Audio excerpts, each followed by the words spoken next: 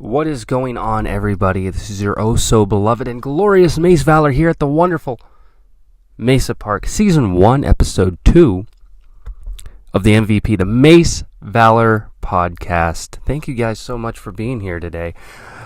I don't even know where to begin. Last time I did my little intro was kind of breaking down what we're going to be talking about. So, trying different things, seeing what fits. I think with this one, I'll actually put some metadata in. Last one I just uploaded on YouTube and kind of let it be. So this next one I think I'll probably put a little bit more care into. So right off the gate, obviously, gig economy. What are we going to talk about in the gig economy? We're going to talk about TaskRabbit. A lot of my Amazon videos are still popping off, the Amazon flags. I don't want to alienate everyone, though. I'm going to talk about gig economy in a little bit, but let's start off. Let's get to know Mace, man. For people that have come here and they've seen my channel, this, that, and the other, but they don't really know the man behind the glory, as it were. So I am MaceValor, right? I was in the U.S. Army for 5 years and some change, close to 6 years. You gotta include the training and all that. Wow, what a time that was! What a time. It was very interesting. I saw a lot of changes in the military from the time I got in to the time I got out. I was in a very pivotal point in military history for the U.S. Army, for the military in general. I remember when I first came in, when I was at basic training, they probably kicked out 6 or 7 people just because it came to light that they were gay. And now the Army, it's okay to be gay. When I was in Korea, they were giving people essentially free leave to go home and get married if they were gay. That happened when I was in Korea, and I was like, what is this? I mean, yeah, let them get married, let them be gay, and don't ostracize them for that and stuff. Don't discriminate because they're gay, but it's like rewarding someone just because they like rubbing their genitals with the same. It just doesn't make any sense to me. It's like, why are you going to reward someone for something so trivial? And you're gonna have people like, oh well, it's like they're giving back for taking away. It's like, no, look, man, just mistakes were made. Let them be gay. Let them be in the military. Who gives a shit? I don't have a problem with it, but we shouldn't fucking waste time and resources by rewarding these people just for being who they are. We should acknowledge the fact that we were wrong and let them go do their fucking thing, but come on. We're gonna, it just doesn't make any fucking sense, dude. So, but, kudos to the progressive push that was made. They started letting females in Ranger School and shit like that while I was in. And there was a whole conversation. I haven't really kept on it. So for those of you that are currently in the military or have at least have a little bit more of an understanding of it, I don't want to be wrong necessarily, but there was this whole push about letting women have combat roles, which for me, if you can do the job, by all means, go for it. I don't think we should really discriminate based upon someone's gender. However, it is true that, for the most part, when you look at biology, men are more apted to those jobs than females. But if a female can do that job, then so be it. Like fucking Game of Thrones. Brienne of Tarth.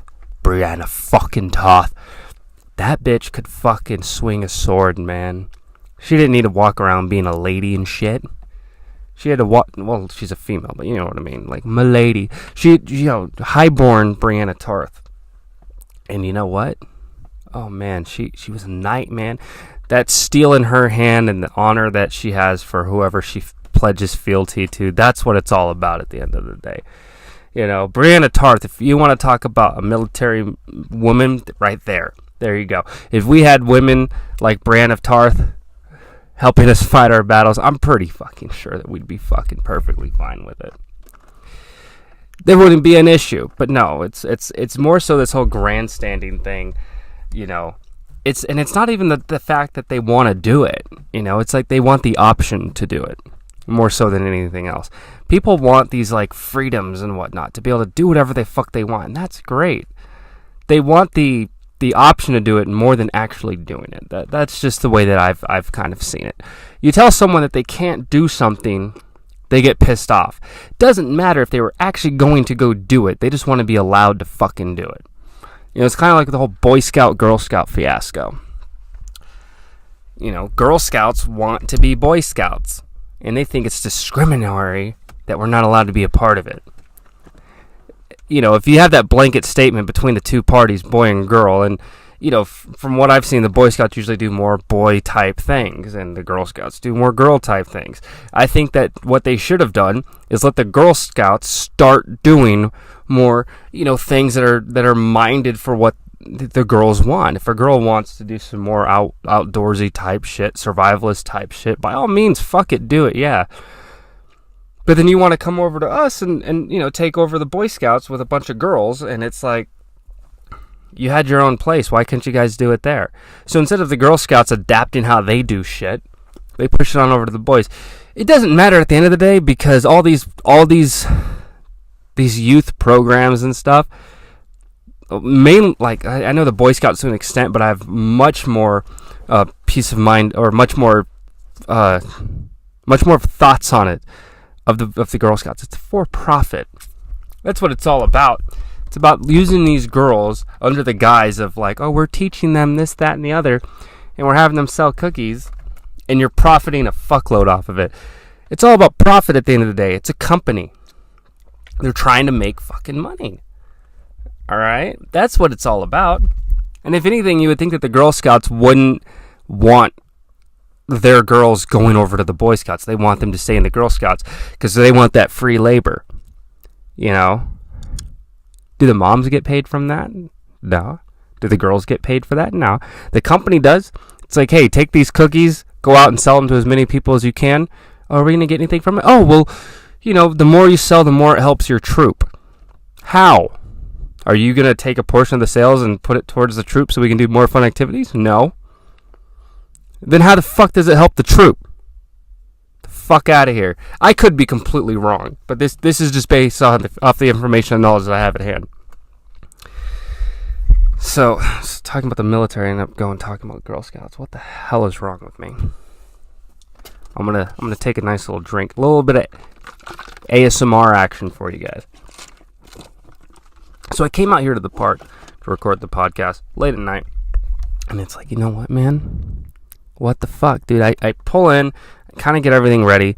There's a lot of parking spaces here, and I got this big, disgusting yellow Jeep, literally parks right next to me. All these parking spaces parks right fucking next to me. Couldn't park anywhere else with this fucking music blasting. What the fuck is wrong with people?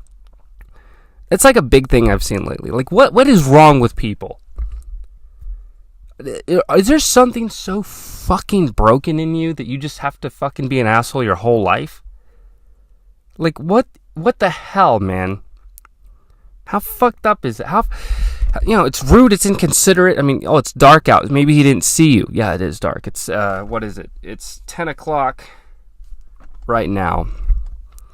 I was hoping to start this a little bit earlier, but, I had some phone calls and stuff that happened right before I hit record, so I had other things I had to take care of, but now here I am, wanting to record this, get this out of the way, because I'm going to California on, Tuesday morning. I'm leaving, super early, you have no idea. I think I'm going to leave at, 2:33 a.m., beat the traffic, just drive out there. See the sunrise and all that. It's going to be great. Going to go out and see family and stuff. And more so than just that, I'm going to be seeing my son and my mom, my oldest. And got some stuff with the ex-wife I need to take care of. Some child support stuff that is a little bit mismanaged on her end. So here's where I'll talk about the gig economy for a moment. Trust me, it's related. The big push that got me into the gig economy was how much money I was making on the traditional 9-to-5. I have a $40,000 debt. That's including interest and shit. With a child support office in California. excuse me, and it's unfounded. Essentially, long story short, the ex-wife was double dipping. I was paying her child support, and she was, getting whatever state assistance at the same time, and she had told them that I wasn't paying, and it fucked me. And so we've been like going back and forth, and she's never gone down and taken care of it. So that's kind of what we're going out there now for, because everything that they do, it's like they want you physically at the location. You mail stuff in, they lose it, they don't receive it. You got to be there in person. So that's kind of what I'm going there to take care of. But what ended up happening was 2016. What was it? It was probably September. It was October. And it was right before my second son was born, and my bank account was levied by California. And all the money I had saved up for my new child being born was all gone. They fucking seized it.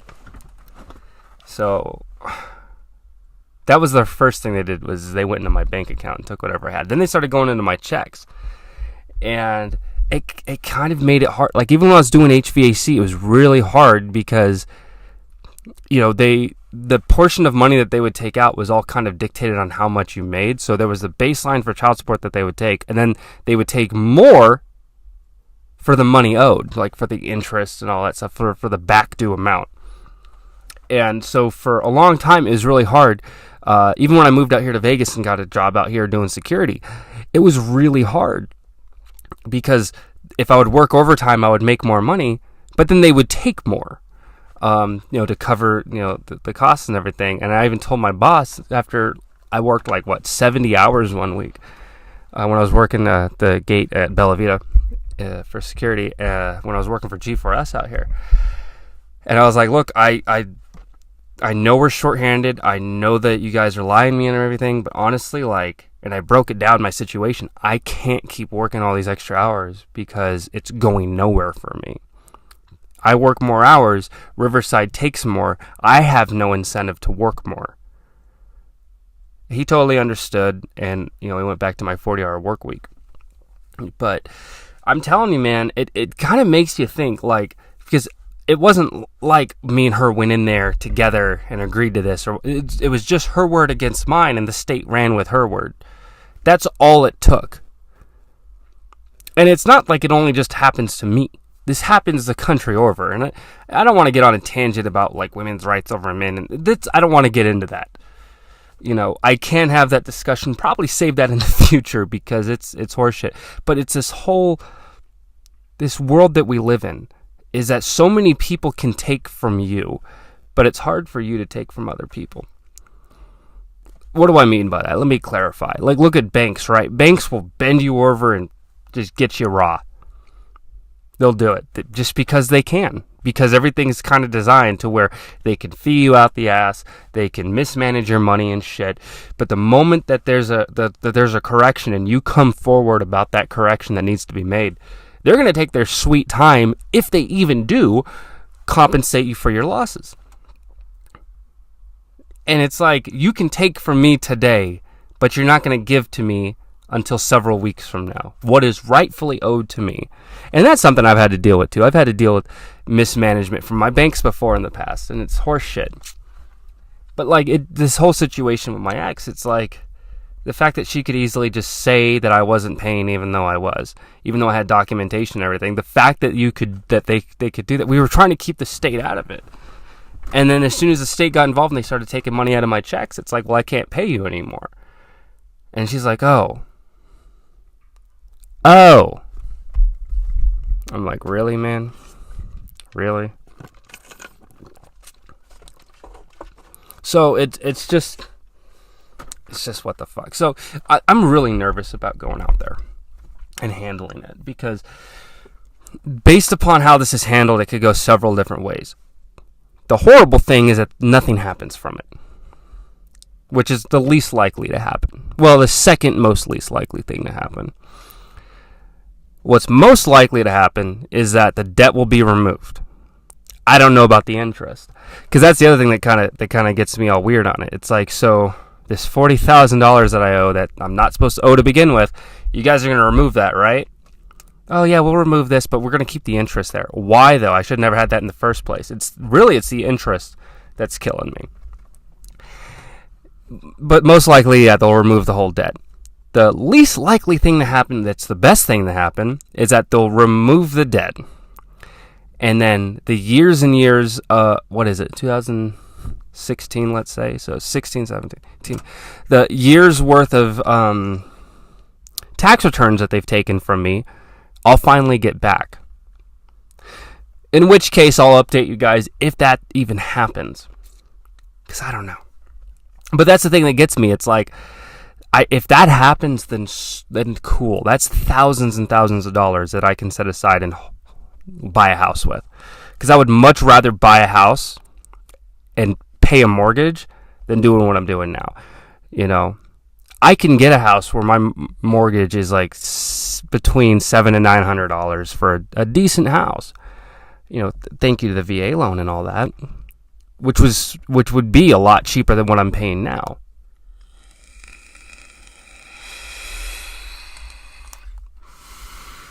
A little bit of vape action for you guys. Usually I cut a lot of that stuff out, but no, not now. Not Mace ain't doing that now. Yeah, so I'm telling you, man, it's like, it's a weird, windy, spindly road, all of this stuff, because it's like so many places and departments of not just corporations but the government, they can take from you, and it's fucked up. So the whole reason why I got into the gig economy is because I needed the money for the work that I was doing. You know, my time was valuable. So I ended up going, you know, not dropping the 9 to 5 and doing the gig economy stuff. And, you know, it started out nice and slow. I did a lot of DoorDash Postmates in the beginning, which is horrible. I'm a part of a bunch of Facebook groups, and wow, a lot of those guys really, they kind of irritate me. I'm not going to lie, because it's all the same. Everyone's always like, it's one thing to talk about how successful you're being on the platform that you are. That's cool. What I don't like is people bitching about how little money that they're making. And it's like, all right, then why don't you go do something else? Why are you still doing this? You can sit here all day, but when you post like several times a week about how much you hate it, why are you still doing it? Every job that I've had, when I got to the point where that was my reality, where I was so sick of the place I worked at, the work I was doing, this, that, and the other, I put my 2 weeks in. When it got to the point where enough was enough on my end, I cut ties. I was done with it. You know, don't stick around and willingly volunteer to be a part of something and do something that you hate.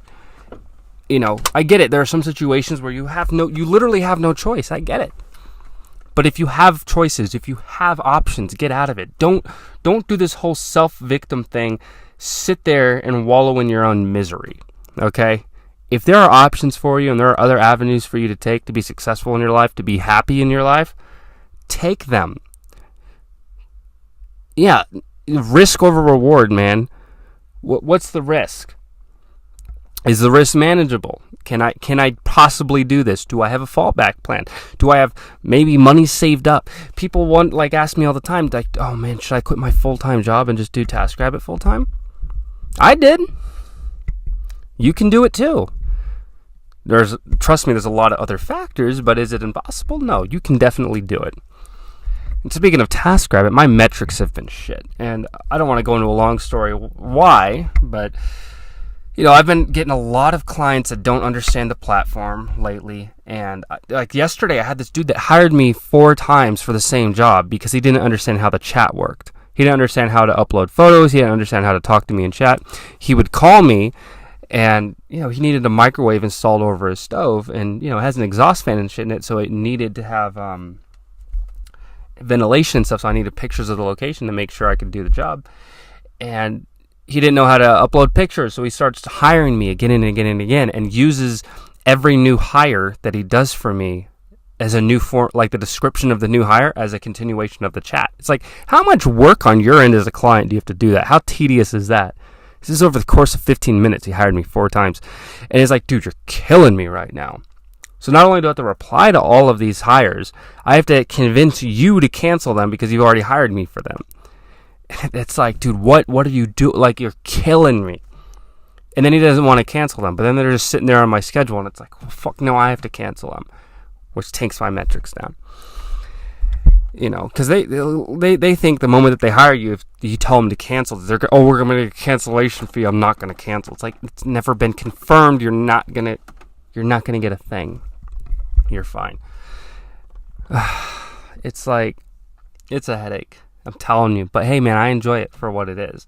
Is it what I want to do with my life? No. That's why I say strive for your dreams, man.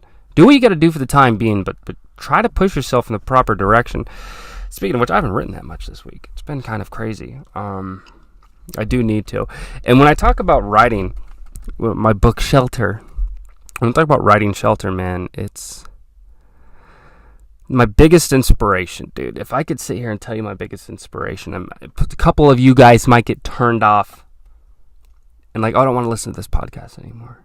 I don't want to listen to it. This guy, he's crazy. He thinks in such a way that who cares? Obviously my kids, me being successful in life, having this accomplishment that I've been working so many years on. I want to have all this stuff, right? But at the end of the day, the biggest inspiration for me when it comes to Shelter, the biggest. What is the biggest inspiration for me? I'll tell you, the biggest inspiration for me when it comes to Shelter is everyone else. What does Mace mean like that? What I'm saying is, when I'm driving down the road and I see people at a bus stop, that's my inspiration. When I go into Target and I see people that are like 50, 60, 70 years old working in Target, that's my inspiration. My inspiration, like, literally stems from the fact that I do not want that. I don't want that for me. I don't want that for my kids. I don't want to be 50 years old doing... Oh, wait, hold on. What is... it's TaskRabbit needs to be updated. I don't want to be 50, 60 years old working minimum wage. Slightly above minimum wage at Target. Walmart. Some fast food place. I don't want that for me. I don't want that for my family. So that's my biggest inspiration to get this book out, man. Even if I sold 10,000 copies, that's more than enough to bankroll money-wise. But more so to the point is the fact that it'll be done and out there. That's what I want. I want the fucking story in my head to be shared with the world, or at the very least with you guys. I even had a dream. I had a dream recently, like I was in the world that I created, and it was just fucking killer, man. I gotta get it done. There are days where it's like, it's a bit hard for me because I got work, I got family, I got all this shit. We always have all this shit. And then I get it. But there are sometimes I gotta take a knee. Gotta sit down and I gotta write, because it's not just for me, it's for my family. I guess you can I don't want to pass judgment on the guys that are working for minimum wage. Everyone has their own situation. I'm gonna be 30 next year, and I gotta be honest with myself. I don't want to lie and be like, I'm not envious of people with money. Of course I am. I'm not saying I want what they have, but I want options. I want to be able to I want to be able to have a house instead of living in an apartment. I want to be able to have a garage. I don't want to fill my house with bullshit, but I want to have options. I would love to have a garage with a tool bench with proper tools to be able to work on fucking projects I want to work on. I want to have the space. I want to have a nice living room set up where I can hang out, a playroom for the boys. I want all the things that I want kind of stem from shit that I want to be able to do. It's true. Money doesn't buy happiness. But what it can do is give you options. It can give you access to things that most people don't fucking have. So I disagree with the notion that money doesn't buy happiness. Because it fucking does. Can we just sit here and be honest with each other? I'm not saying, when you have money, you go out and buy things, and then your life is filled with things, and you're using the things to kind of mask your inner depression. That's not what I'm saying. No, Mace wouldn't say that. What the reality is that when you have cash, and you can spend it on shit, not even tangible goods, but like experiences. Go to a fucking theme park with your family. Or, hell, maybe go on a road trip in a Winnebago or some shit like that. It gives you, money gives you access to fucking experiences. It gives you access to opportunities. Can you have very similar ones without it? Of course you can. I'm not saying that you have to have money to have a good life. I'm just saying it helps.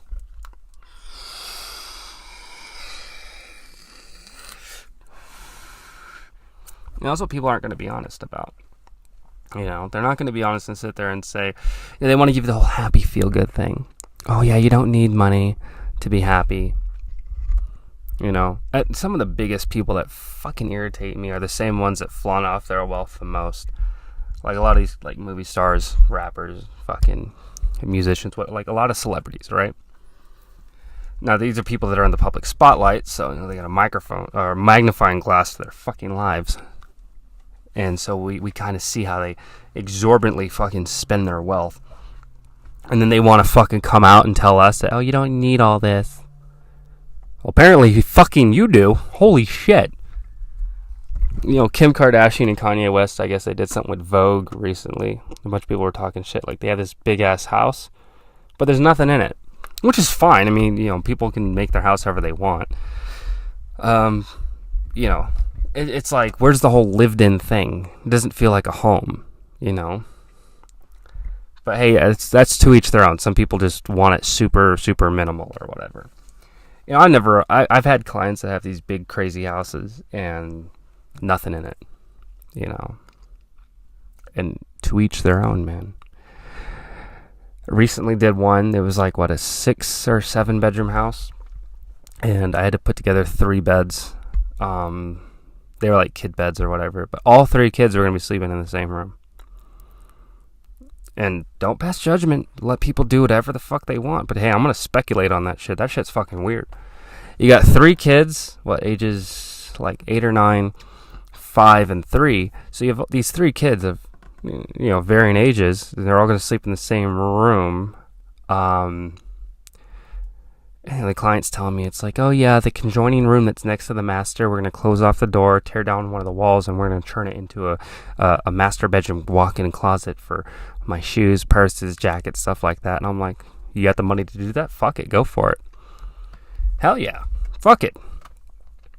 And it's just so fucking weird. It's like, what about your kids? Why are you going to keep them all in the same room? It's like, well, I have this other room. It's going to be my office. This other room over here is going to be a crafts room. And it's like, okay. So master bedroom. Minus out one of them as a fucking walk-in closet. Office. So you still have 3 rooms after that. Put a boy in each room. Fuck it. Oh, my husband needs his little man cave. Right, so 2 rooms. Put 2 of the boys in one room and the oldest in his own room or some shit. Well, I don't know, but it's their house. It's their family. They can do whatever the hell they want. So fuck it, right? I don't know what's going on in their lives. I don't know how they structure their shit. Like I said, I'm not going to pass judgment. Do your thing, but I'm going to speculate. That's just fucking weird, dude.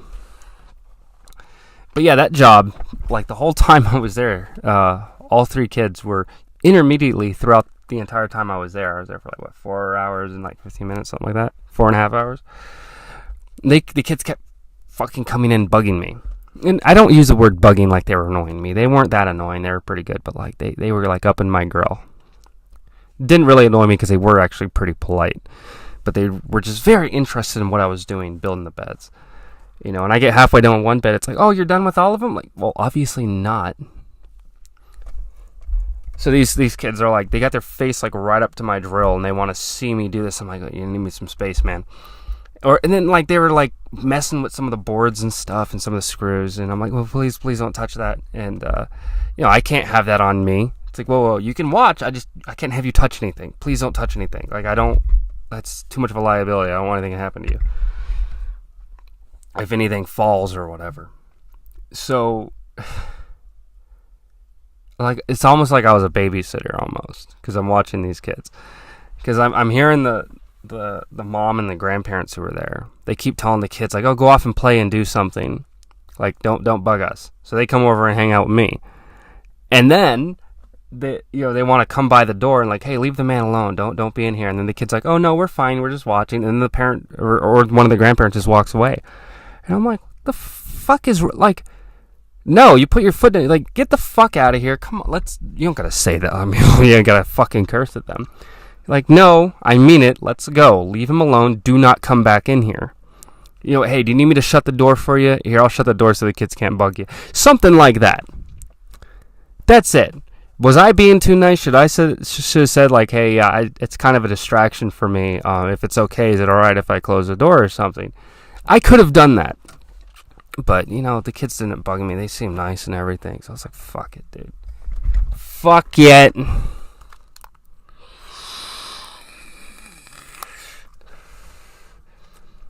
For the most part, I do have a lot of good clients.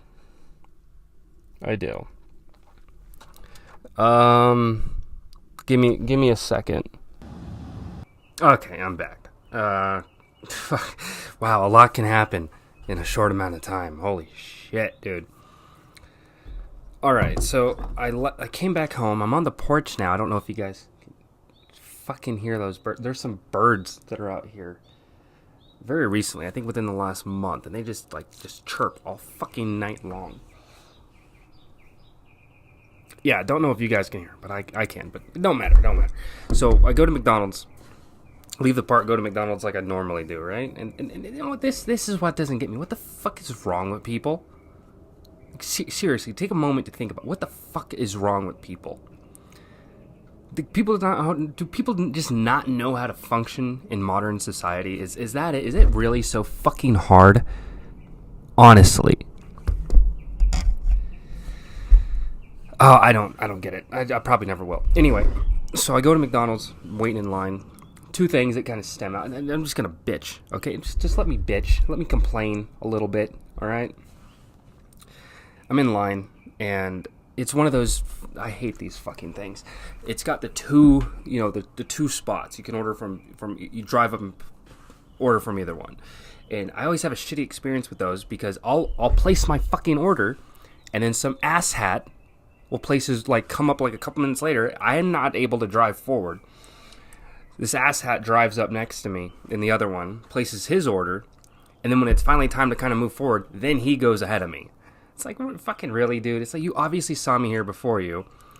Fucking dick. Anyway, but that's not the huge thing. So I get there, and this is before that asshat kind of came in. I get there. This guy, probably audio might be better if I could just hold the fucking mic. I get there, and this dude, this car in front of me, they're talking to some chick, and I guess they're getting like a car seat out of the car. And then she gets the car seat and she walks ahead in the drive-thru line to where the car that she's in. Cool. No problem, right? Like a couple of minutes go by and this fucking fat white trash fucking lady gets out of the car, comes back to the car that's in front of me. The driver's side window's down. She points her hand and looking at one of the kids in the back seat and just starts screaming at him. If you don't fucking stop fucking around with this shit, I swear to fucking God, I'll beat your ass right here in front of everybody. I'm like, whoa. What is wrong? Like, what happened? Now I'm interested. Now I'm vested in this endeavor. Like, what is going on? Like, I'm interested, but this chick's obviously clearly a bitch. The fact that, you'd go out of your way to fucking scold your child to that degree in public. I mean, come on. If your kid's being a dick, let him know, like, hey, knock it the fuck off. But to fucking say, I'll fucking lay you out right here, you little shit. That's a little extreme. Little fucking extreme, I think. I brought you into this world, I'll fucking take you out. It's fucking dark. Anyway, So that happens, and it kind of reminded me. Well, before I tell you what happened earlier in the week, I'm coming back home tonight. Go up to my gate, I'm about to put in the little pound code. This fucking guy, and this happens a lot. And I'm a petty motherfucker, dude. I'm a petty motherfucker. This guy pulls up like behind me, but then like he like whips around me and goes like up to the front of the gate, waiting for me to put in the code so the gate will open. And I'm fucking petty. I'm like, oh, you're gonna do that? It's fine. I got time to kill. So I fucking ignore the fucking keypad. I flip a U-turn, and I go back around and I fucking wait. And then the guy, like, he puts his hand out the window and he like does one of the hand waves, like, what the hell? And I'm like, if you don't have a little key fob and you don't know the fucking code, or you want just me to fucking put it in and you to go fucking cut ahead of me, get in line. Get the fucking line. That's it. I think that's a big takeaway from these stories, is that I just can't stand when people just can't fucking wait your turn. Wait your turn. Savor life, man. Everyone's in such a fucking hurry to get everything that they want right the fuck now. That's a huge problem, man. Let it mellow. Take your time. Don't fucking stress. You're fucking stressing me out. I digress, though. Shit's not gonna change, obviously, but fuck, dude, what is wrong with people? So anyway, well, let's talk about me being petty. Let's talk about my petty antics, shall we? So there's Google Maps, and you can review places that you've been to or establishments that you're currently at. And I'm a big motherfucker. I do that all the time. Like, I did it a lot in DoorDash and Postmates. When I would go into a place or a restaurant and I would have to wait, one of the ways I would kill time is I would go on my phone and I would review whatever establishment I was at. I mean, I'm sure I might have been there on behalf of someone else picking up their fucking food, but I'm still in the establishment, so I can review it however I see fit. So I would leave, reviews, and it helped kill time, and you get cool little Google perks from it and shit. And this motherfucker, dude. Well, not this place. I was getting my hair cut the other day. It was at Sport Clips, which I always have a negative experience when I'm there. Like, they never cut my hair right. Well, one, they never cut my hair right, and two, every time they do cut my hair, like, before we get to it, they start asking me what number of clipper I use. And I'm like, I'm not the barber, you are.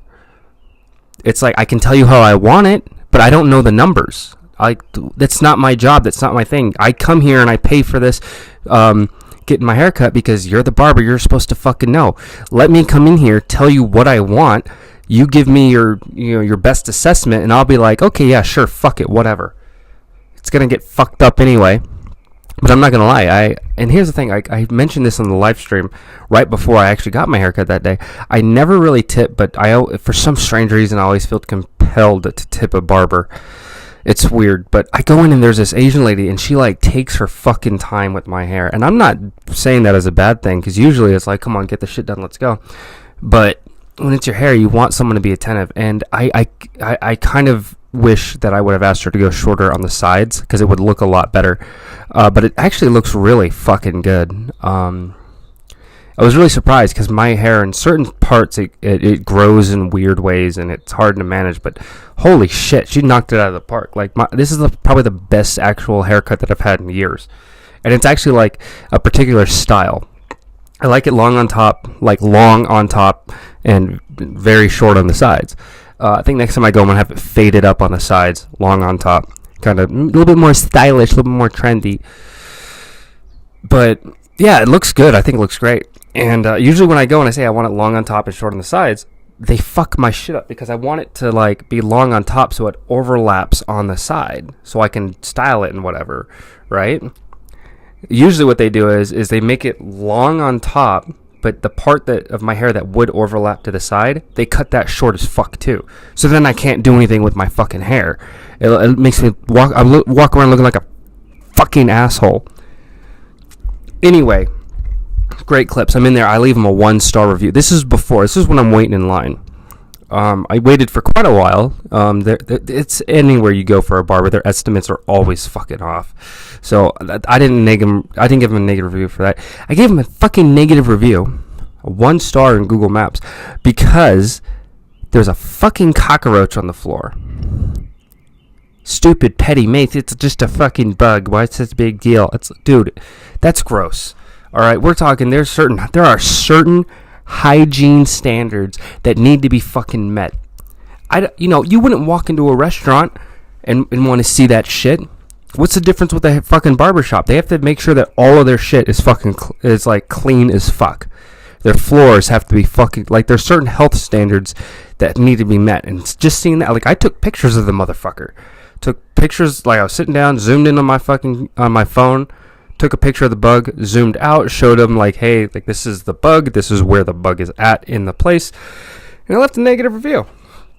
And it's funny because I noticed that they have a lot of reviews there. The owner of the place, he replies to every positive review.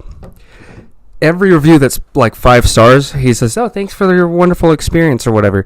If there's a negative review, it doesn't say jack shit. Motherfuckers ain't got shit to say. They can't defend themselves. They don't want to take criticism. It's so fucking stupid, dude. I'm actually going to try and pull that up real quick. So I want to see if he actually said anything. Is it like 2 days ago at this point? A day or two ago?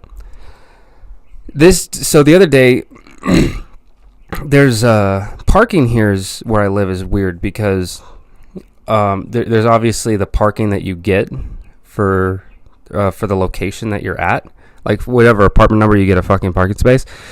But obviously the Mazda's sitting there, so when I park the truck, it has to be in one of the open, like guest, visitor, whatever, like extra parking that's uncovered. So I go there to the other day. I pull up, and there's one parking spot, and there's this car behind me, or whatever. And so anyway, I go to park, and I'm like, oh sweet, there's a place right in front of the apartment, so I gotta fucking walk all the way from Mordor. It's a fucking long ass walk because the other parking spots that are available are like way on the other end of the complex. So it's usually where I end up parking, especially when I come here late at night. So I park. And then, like, I get out of the truck, and I'm like, I got all my stuff together, and this lady that was behind me in this, like, white Nissan, she, like, rolls her window down, and she's like, oh, hey, can I have my spot back? And I'm like, what are you talking about? And she's like, well, I had to go to the store real quick. I was parked there. I left. I came back, and that was my spot. And I just, like, laughed, and I was like, no, you can go find another. And I, like, walked away. And here's the thing. That's not the first time. It's happened so many times. But it's usually a girl, though. The guy is usually like, oh, fuck, whatever. Like, you called dibs on the fucking free parking spot? Get out of here. Like, what kind of horse shit is that? You think you're so fucking entitled that, like, you can just leave an open parking spot, call dibs on it, come back, and tell me to fucking move. Because, oh, you were there fucking 20, 30 minutes ago, therefore it's still yours. Oh, the seat's still warm, it's mine. Or what is it? I call beer nuts, don't take my seat when you're at a party and shit. Yeah, I don't follow suit with that anyway. I've been to parties in the past, man, and people always take my seat and I always take theirs. It's one thing if you get up to like go get another drink and then you're gonna come back and sit down, or if you're in the middle of playing King's Cup or Spades, or you're doing something party related and you were sitting there as part of the group, that's fine, But if you're gonna get up, fucking go off, take a shit, go grab a fucking drink, chit chat with some of the other guys, and eventually fucking come back, no, your fucking seat's gone. All right, if you're not back within fucking 30 to 60 seconds is the leeway I'll give. If you're not back in a fucking minute, I'm taking your fucking seat. I'm not fucking standing all fucking night. And that goes for anybody. If you're at a party, man, be part of the festivities, have fun. But fucking if there's an open seat and you want to sit down, so fucking be it. Okay? If the person hasn't fucking been there in 5 minutes and they come back like, yo, man, I was sitting there. It's like, you were sitting there how long ago? Get out of here. You can go stand with the fucking boys over by the keg. God, I haven't partied like that in years. Not that I miss it or anything. They're cool memories to have, but you get to a certain age, it's like, dude, no.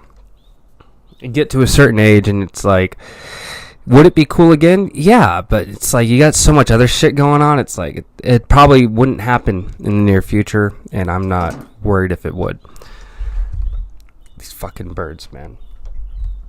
I gotta listen to this audio afterwards because this shit's intense. It's like these guys are singing, chirp, chirp, chirp, chirp, chirp. Let me just fucking take a hit real quick.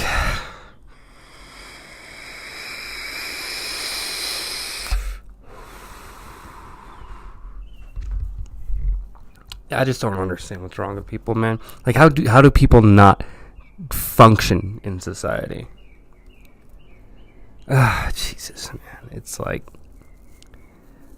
all right. So no one asked any, like, questions this week. No one asked any fucking life advice or anything. So here's what I'm going to do. I'm going to pull up something on Yahoo Answers, and we're just going to fucking take a look at that. Okay? That's what we're going to do. To give you guys a template for my fucking life advice shit. All right, here's one from Yahoo Answers. How do you know if a girl likes you or is just a friend? All right. I work in IT. Says it all, really. I set up an IT solutions business and got a big deal with a company. So I work with a guy called Mike who's been there for 6 months. He's showing me the ropes, and I get along with him. We always get lunch with these two girls, Rose and Alice. I really like Rose, but I don't know where I stand. I know she's single, she's really friendly, and we meet every morning for coffee. Lately, we've started texting after work. It turns out that Mike is good friends with her. They go places together after work, and she tried to set him up with her friend from home. So I'm not sure what's going on in here. She's always talking about these guys she was chatting with on the weekends and how that didn't work out. So I know she's single and looking. The thing is, I think Mike likes her too. Yesterday, she sent me a text saying, sorry, I was out driving with Mike. He's teaching her to drive. We continued texting, and she just seems cool. I'm so confused, though. Does she like me, or are we just friends? Should I ask her out, bearing in mind that we work together if I got it wrong? Does she like Mike?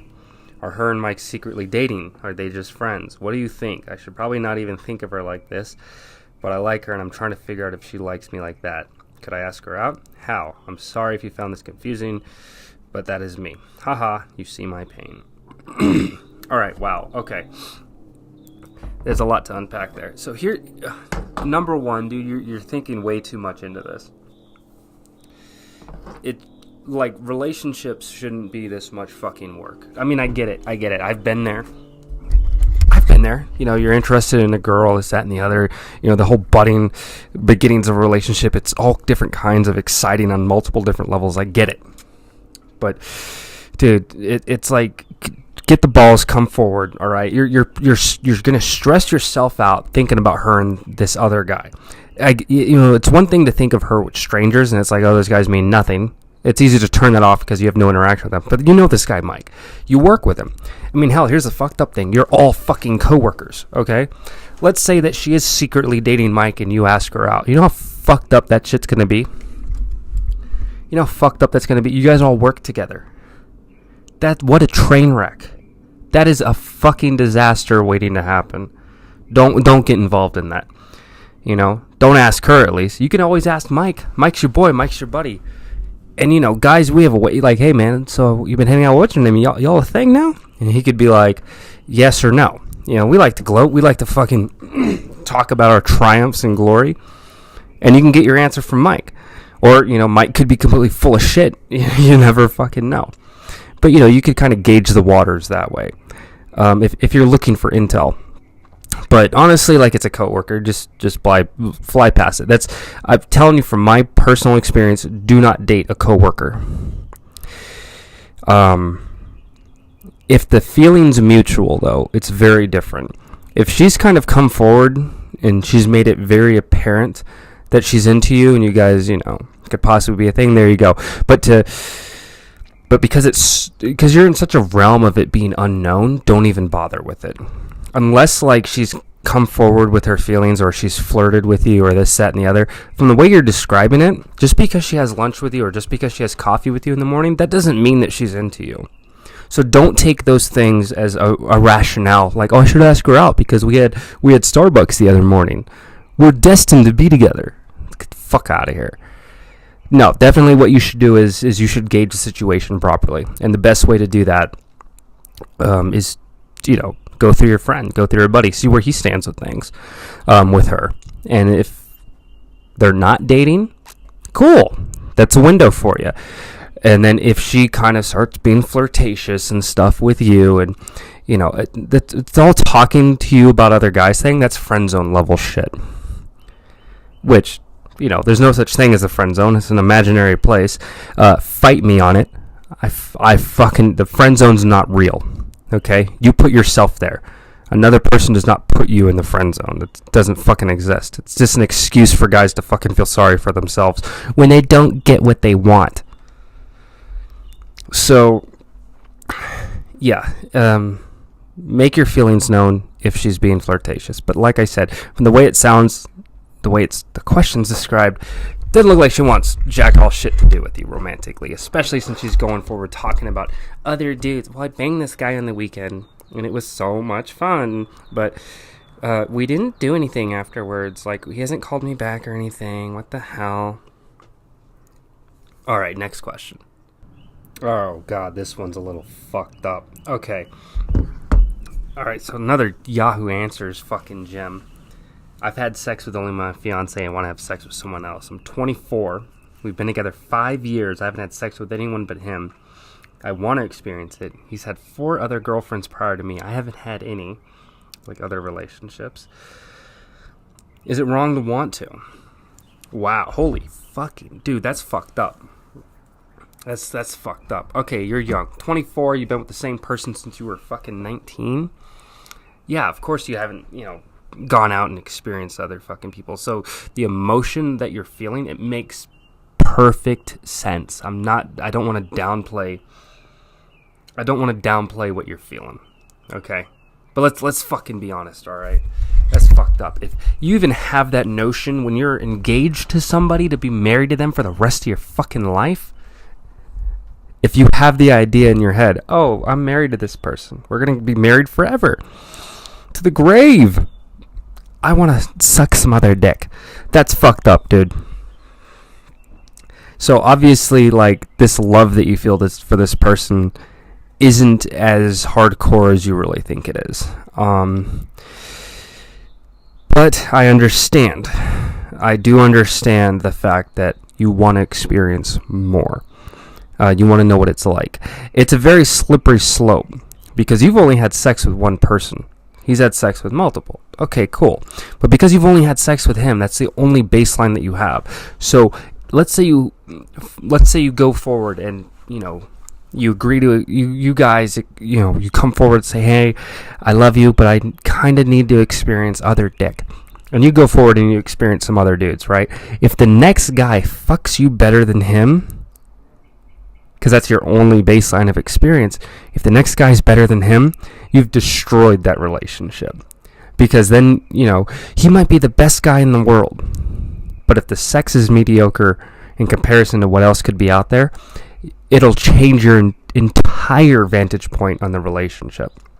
That's the power of sex. That's the power of physical intimacy.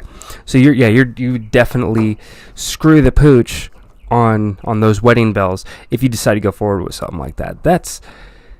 Like I said, it's understandable, but holy shit, it's fucked up, man.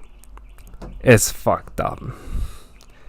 Look, man, I said earlier, man, I don't judge, but I could speculate.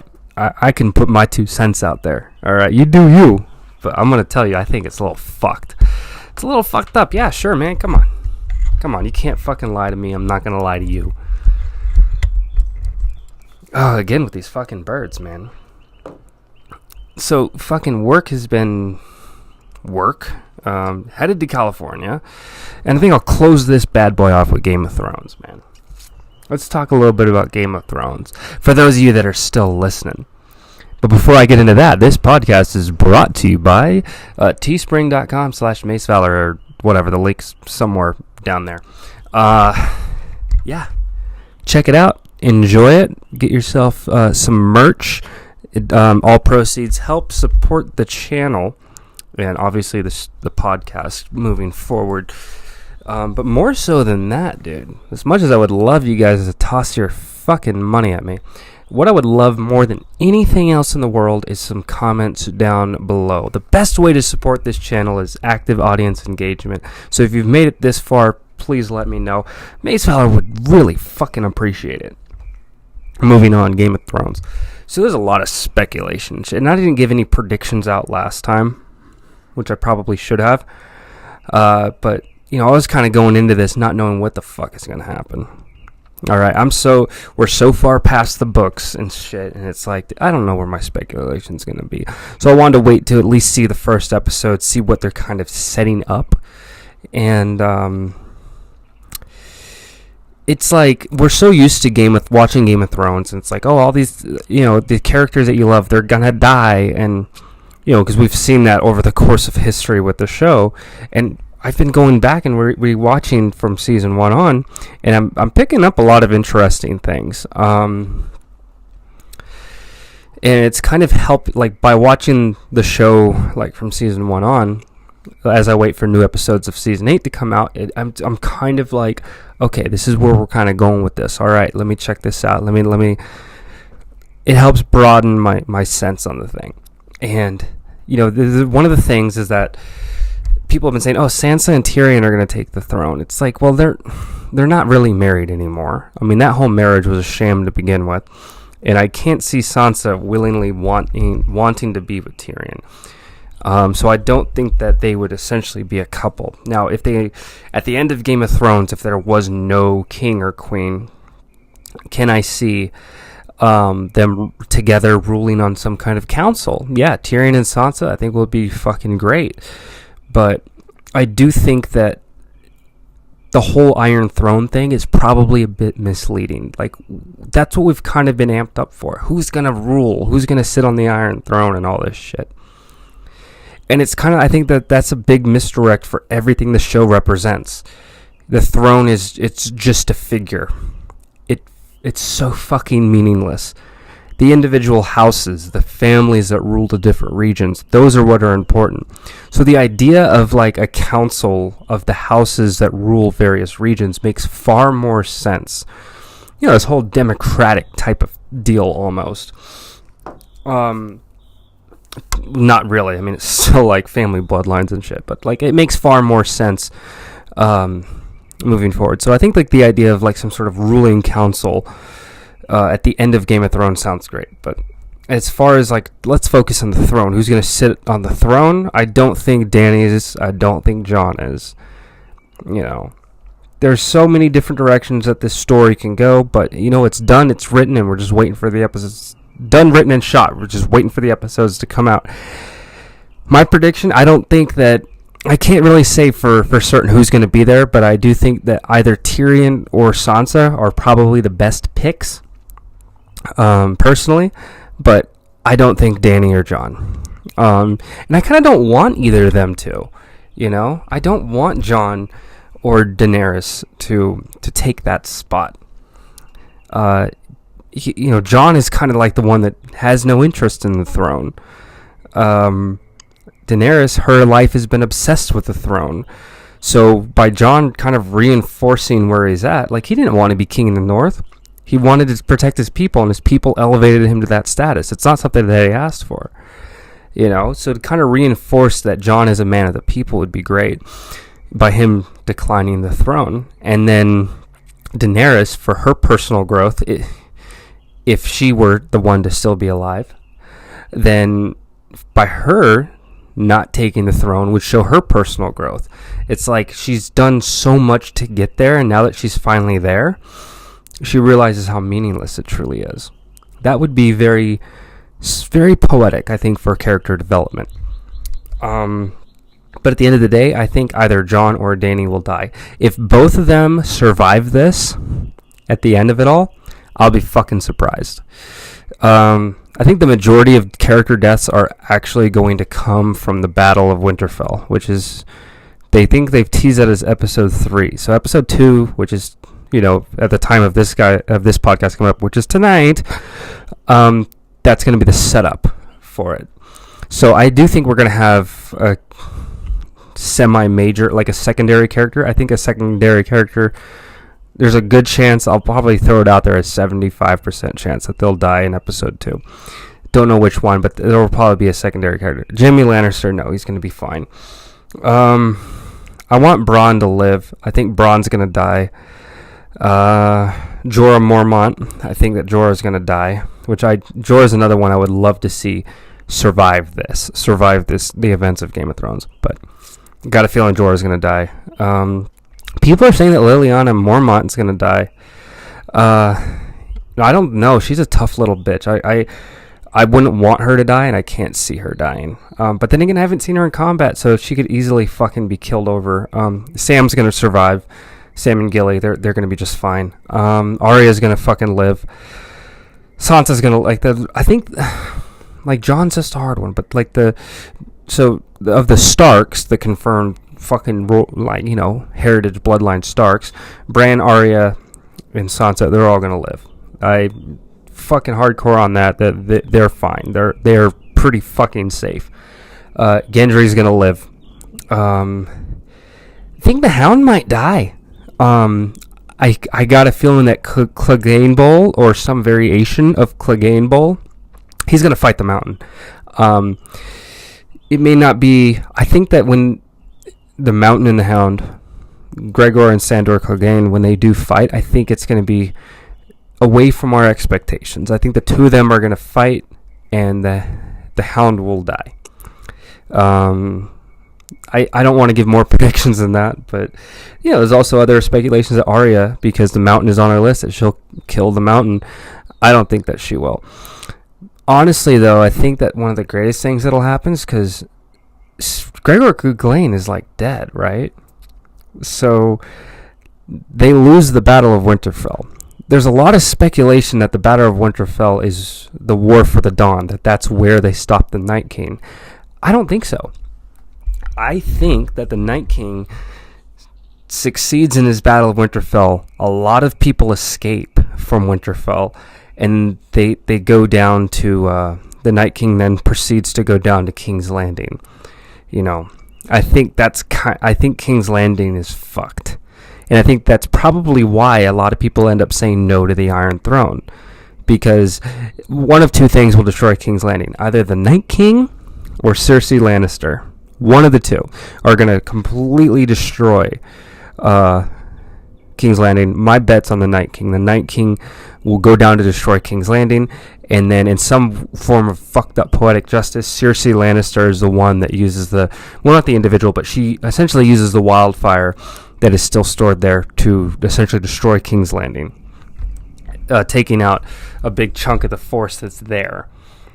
So I think thematically, the Night King going down that far south and having the biggest battle is going to be Winterfell, and utilizing, it's talking about the biggest battle being the longest filmed, because I remember Battle of the Bastards was a big one, and the Battle of Castle Black, that was another big one. We're talking damn near entire episodes as entire battles. But I think the one at King's Landing, it's going to be a lot of movement and a lot of discussion, dialogue, exposition. But when it comes down to an actual fight, the Night King will fight, but it will be rather lackluster because King's Landing will be mostly destroyed. The Night King will be defeated, but he will defeat many along the way. Who else? The dragons are going to be fine. I think the dragons up to the end, the Drogon and Rhaegal are going to be okay. I can't see another dragon dying because they've already killed the other one. But yeah, the Night King's dragon will fall. Pretty firm about that. Viserion will be taken out one way or another. But the reason why I bring up Clegane Bowl and the Night King coming down there, the Mountain is in service to Cersei Lannister, but he's dead, and Qyburn kind of brought him back in a weird way. Frankenstein the shit out of him, right? I think the Night King is going to take, when he comes down to King's Landing, he's going to be able to have some sort of power over Gregor Clegane. And that's kind of how Clegane Bowl's going to happen. The Mountain's dead. So if the Night King can kind of fucking use his fucking powers, or his White Walker powers, to fucking essentially control Gregor Clegane, the Mountain, he's gonna... That's what's gonna kick off Clegane Bowl. The Hound will fight the undead white version of the Mountain, and he'll die in the process. And it'll be Arya. Probably, yeah. I think it will be Arya that kills the Mountain in that form. I think that's wow. That'll be tits, dude. I think that'll be pretty fucking... I'm excited for that. Like, that's a good fucking idea, right? I mean, come on. It has to be a good idea. It works thematically, to have Arya, like, take that piece off of her list. I don't know what to say about Cersei. There are some videos where people are talking about, Cersei will live, like, there'll be a trial by 7 or this, that, and that. Like, there's all these different things with Cersei, so I'm not even going to touch those. I don't know what's going to happen with Cersei. I don't really have an opinion on it. So if I had to choose between Jon and Dany for who would live at the end of it all, I think Jon will live. I think Jon will live, Dany will die. Do think Dany's pregnant, but I guess we'll find out tonight if she is or isn't. Jaime Lannister will live. I think that Jaime's going to kill Cersei. Fine, I'll say that. I think the Valonqar prophecy is going to come to fruition, and I think Jaime's going to kill her. Grey Worm and Missandei are going to die. I think Varys is going to live, even though Melisandre said he's going to die. I think he's going to die in Westeros. Eventually, but not as we see him in the show. I think he'll probably end up dying of old age or some shit. But Varys is one that I will believe will stick around. Melisandre, she'll come back in some point in the season. I can't see her anywhere near Winterfell in the Battle of Winterfell, but she will return probably after Winterfell has fallen. I can't see Winterfell surviving the storm, essentially. Winterfell, they're going to lose. This is an army of the fucking dead. They're going to take a big chunk out of them, but the Night King will prevail over Winterfell, and a lot of people are going to escape. That's my big takeaway for the next couple episodes. So the big battle is going to take place in episode 3, so probably episode 4 will be the escape, essentially, from there. Anyway, I think I've rattled on enough about fucking Game of Thrones. Anyway, love this fucking show. And I'm excited to see where it's going. I listen to the books every night. That's like, I always find an audiobook. This is, not sponsored. But I've always liked to find an audiobook that can, tells a story. I'll put the sleep timer on and I listen to it as I fall into slumber. And Game of Thrones is kind of where it's at for me right now. Anyway, as always, I'm your oh so glorious and beloved MaceValor. Leave your comments down below. Get into some nice intricate detail, what kind of life advice you guys would want. I had the email put out there. It's z.valormedia@gmail.com. So you guys can always write like a couple paragraphs about whatever shit you want to ask me, and even gig economy stuff. I don't care. I'll answer your questions, man. Come on. As always, I'm your oh so beloved and glorious MaceValor, signing off.